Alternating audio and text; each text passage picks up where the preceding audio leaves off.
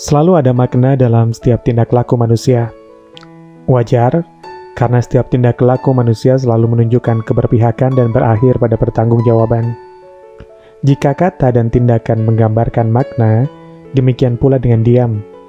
Selalu ada makna dari diam. Diam selalu punya sayap-sayap makna baik tersirat ataupun tegas tersurat. Sebuah perkataan Imam Syafi'i yang kemudian menjadi salah satu kaidah fikih, la yunsabu ila sakitun qaulun walakini sakutu fi ma'radil hajati bayanun. Satu perkataan atau pendapat tidak dinisbatkan kepada orang yang diam. Namun, sikap diam pada saat diperlukan untuk berpendapat, maka itu dianggap sebagai sebuah penjelasan. Ada dua bagian dalam kaidah ini. Yang pertama, satu perkataan atau pendapat tidak dinisbatkan untuk orang yang diam. Semisal, ada seorang istri yang Allah titipkan kepadanya seorang suami yang mandul.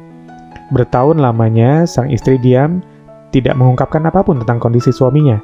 Hingga pada satu titik, istri tersebut menuntut cerai dari suaminya karena alasan tersebut. Suaminya saat itu tak bisa berkata, ia sudah hidup bertahun-tahun denganku. Ia telah ridho. Mengapa ia baru melakukannya sekarang? Diamnya istri untuk kasus tersebut tidak mengungkapkan bahwa istri itu ridho dengan keadaan suaminya. Ini berlaku juga untuk banyak kasus rumah tangga. Diamnya pasangan tidak selalu berarti bahwa ia ridho dengan apa yang terjadi dengan pernikahannya. Demikian juga dengan diamnya seorang janda ketika ada laki-laki yang ingin meminangnya. Berbeda dengan gadis yang diamnya bermakna setuju, untuk janda, diamnya tidak bermaksud persetujuan. Diamnya janda tak bisa dinisbatkan pada persetujuan. Persetujuan untuk janda harus dinisbatkan dengan sesuatu yang jelas, seumpama ucapan. Bagian kedua dalam kaidah ini bermakna, sikap diam pada saat diperlukan untuk berpendapat, maka itu dianggap sebagai sebuah penjelasan. Semisal, seorang gadis yang diminta pendapatnya ketika dilamar seorang laki-laki, Nabi menggambarkannya sebagai persetujuan. Karena itu, para ulama mengatakan, sebaiknya perempuan gadis itu diberitahu bahwa diamnya itu berarti izinnya. Malu mungkin adalah sebab utama seorang gadis menisbatkan persetujuannya dalam diam. Malu pula tersebab utama tema cinta dalam diam seringkali menjadi tema yang banyak dialami perempuan, terutama para gadis. Perempuan memang tercipta istimewa.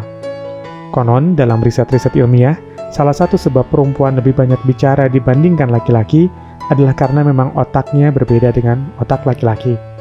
Selain beratnya lebih ringan dari otak laki-laki, otak perempuan bekerja lebih efisien antara belahan otak kiri dan otak kanannya.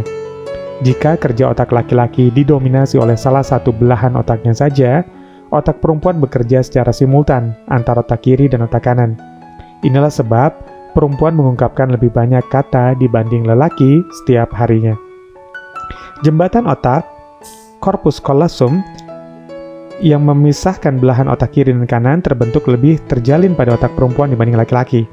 Itu sebabnya kelemahan atau kerusakan salah satu belahan otak pada perempuan tidak membuat fungsi otak lebih menurun dibanding jika terjadi pada otak laki-laki. Pada kasus stroke misalnya, belahan otak sisi yang tidak sakit pada perempuan masih bisa menggantikan tugas belahan otak yang sakit. Sedangkan pada otak laki-laki, karena otaknya tidak terbiasa bekerja bersama antara belahan kiri dan belahan kanan, maka belahan sisi yang sehat tak mampu sepenuhnya menggantikan tugas belahan otak yang sakit. Maka stroke pada laki-laki umumnya menyisakan kecacatan yang lebih berat dibandingkan jika menimpa perempuan. Otak bayi perempuan juga dilahirkan sangat peka pada suara manusia. Maka bayi perempuan cenderung lebih lekas bisa berbicara dibandingkan bayi laki-laki.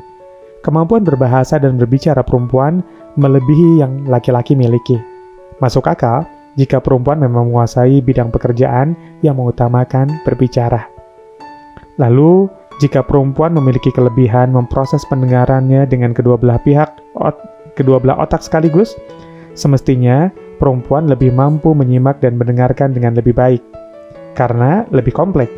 Tapi mengapa kecenderungannya justru perempuan lebih suka untuk didengarkan daripada mendengarkan? Secara medis, hal ini terjadi karena saat mengolah satu pesan, lelaki hanya menanggung beban atas kinerja otak kirinya, sementara perempuan menanggung beban atas otak kiri dan kanannya sekaligus. Maka ini sebab perempuan lebih memiliki kesulitan untuk mendengar pembicaraan. Dua otak perempuan bekerja terus-menerus bersamaan, maka amat wajar apabila perempuan beresiko 2 kali lipat menderita depresi dibandingkan laki-laki. Karena struktur otak perempuan sangat kompleks, terdiri dari banyak jaringan syaraf, masing-masing melaksanakan fungsi yang berbeda. Sejatinya, inilah justru perilaku perempuan, lebih banyak berbicara. Maka, saat perempuan memilih berdiam diri, maka itu pasti juga mengandung makna yang dalam. Kapan kita akan tahu batas kesabaran seorang perempuan saat diliputi amarah? Adalah saat perempuan memilih tiba-tiba diam dalam amarahnya karena sadar semua katanya percuma.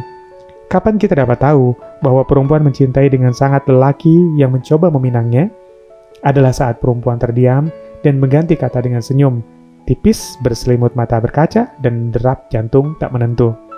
Kapan kita juga tahu bahwa perempuan sedang mencoba menjadi sayap sakinah untuk suaminya di rumah?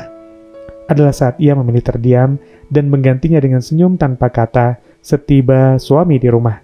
Karena ia tahu sebanyak apapun yang ingin ia ungkap, suaminya mungkin tengah diliputi letih yang sangat. Kapan juga kita tahu bahwa perempuan sedang belajar menjadi sesosok ibu yang baik? Adalah saat perempuan diam dan belajar menahan nada dan kata, karena ia paham pengasuhan yang paling utama adalah lewat keteladanan, tak semata kata. Begitulah diam, sunyinya bisa mengandung banyak makna, entah untuk perempuan, demikian juga bagi laki-laki.